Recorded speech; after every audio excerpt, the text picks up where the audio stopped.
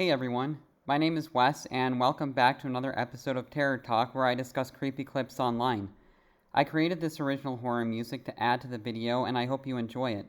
Be sure to leave your own comments, and when you're done watching, check the description if you'd like to listen to my music without the commentary. Now let's get into it and have some fun.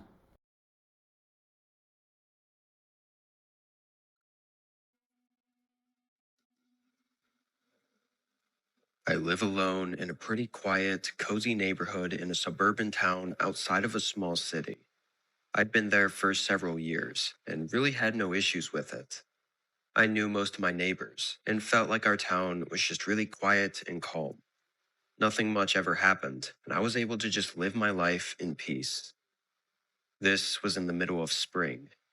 I'd gotten out of work after a long 12-hour shift, driving home in the dark around 9 p.m.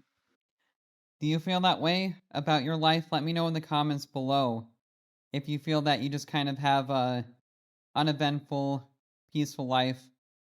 I mean, for me, I have a lot of interesting things going on right now in terms of excitement, in terms of, danger or whatever, kind of that kind of thing. Not really.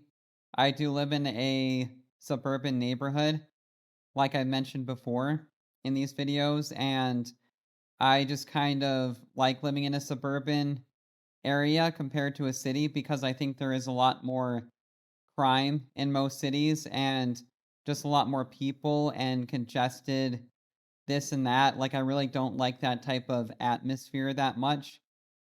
But yeah, let me know in the comments if you find your life peaceful or and uneventful, or if anything truly spooky has happened to you during that time of your life. Let me know in the comments below.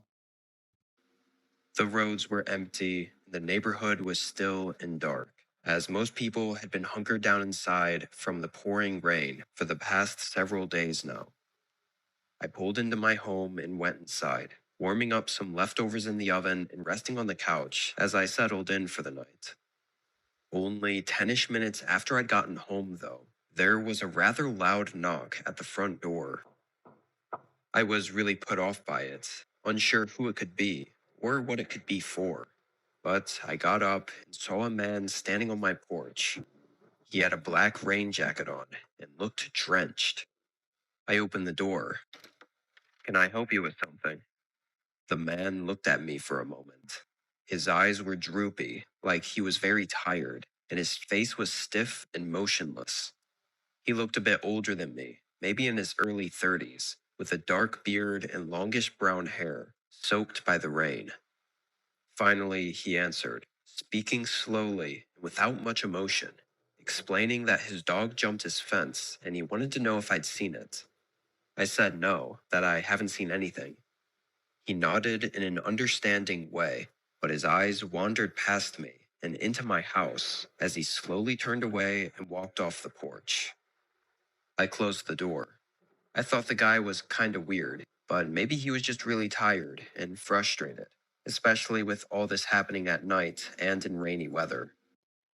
Yeah, I wouldn't be so nonchalant about that like this person is being, because anyone that comes to your house late at night in a thunderstorm, there's definitely something up, and they always have this weird or lame excuse like, "Oh, I was looking for my dog." Like, screw off, asshole. Like, no, you're not. Like, stop trying to be some weird creeper, you know? It just kind of makes me angry because there's a lot of crazy, sick people in the world that do this kind of stuff. But yeah, I mean, I wouldn't be so nonchalant about it. I would think that was really weird, and honestly, I probably wouldn't even answer the door at like late at night and especially not in a thunderstorm like that. Nothing good can come of that. I hoped he'd find his dog soon, though, and aside from that, I went back to the couch and forgot about it. I want to say I was sitting there, watching TV for maybe 15 minutes, before there was a sudden knock at the front door again. Immediately, I was sure it was the same guy, but I had no idea why he'd come back. I got up, very confused and sort of concerned as well. Sure enough, when I looked out, I saw the same guy standing behind the door. I opened it, and this time I wasn't quite as friendly, just straight up asking him what he wanted. He had that same cold look as before. The man pointed toward the side of my house and said he saw his dog run into my backyard and asked if he could go look around back there. The way he said it was kind of strange, though. I'm not sure how to explain it, but yeah, something was clearly not right. To get him off my back, and in case he was telling the truth, I said sure, he could go back there and look around. He said thank you, but at the same time as I was starting to close the door, he took a step forward, almost like he thought I was going to let him inside to lead him through the house to my back door. I just continued closing the door, though.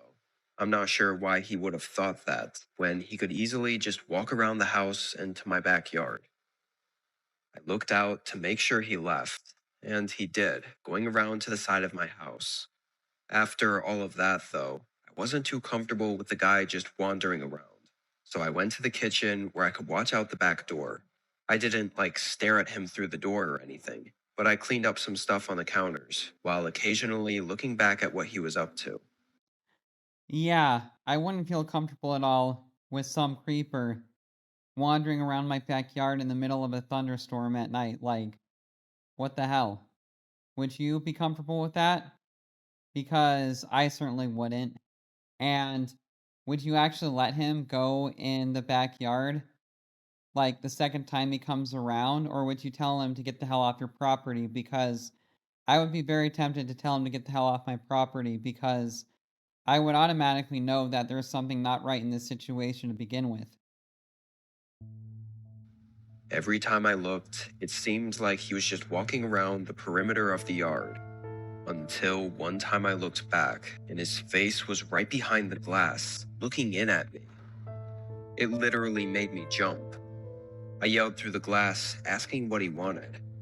He called out, asking if his dog was inside my house. What the hell was wrong with this guy? I sternly said no, clearly showing that I was getting impatient with him. But the man kept asking, wanting me to let him in the house to look around for his dog. He'd bang on the door every time I wouldn't answer. I could see it in his face that he was getting unnervingly angry at the fact that I wouldn't let him in.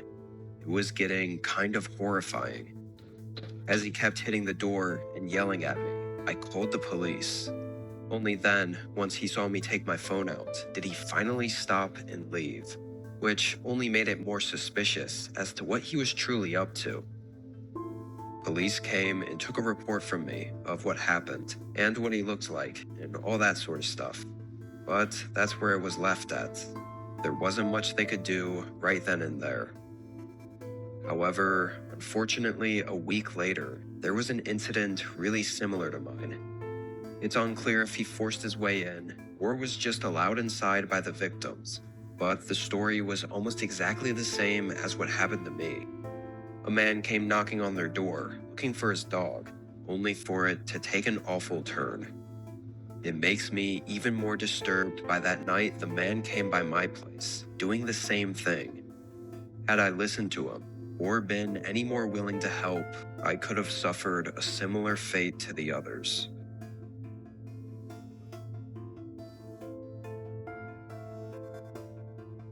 Alright, so what happened with the others? Are they just gonna leave us on that note? Because let's see, is there any more to that? Nope. Yeah, I mean, what happened to the other victims? Because I would like to know, were they murdered? Or were they just injured? Hopefully not murdered, but yeah. I was a little disappointed with that part of things not being concluded. But it was super creepy how the guy was just standing in the glass looking in. Because could you imagine just looking out your backyard window and seeing some creeper just staring through the glass at you? Like, how terrifying would that be? And the fact that he got aggressive like that, like, good thing that this person didn't open the door and let them in, because that would have really taken a turn for the worse if that had happened. But yeah, there's a lot of sick creepers like that out there, and you just really have to be careful. But I always say, if someone comes knocking on your door late at night or in a bad thunderstorm, especially in a bad thunderstorm late at night, do not ever answer, because that is just a recipe for disaster. But I hope you enjoyed my commentary and the music, and I will see you in the next video.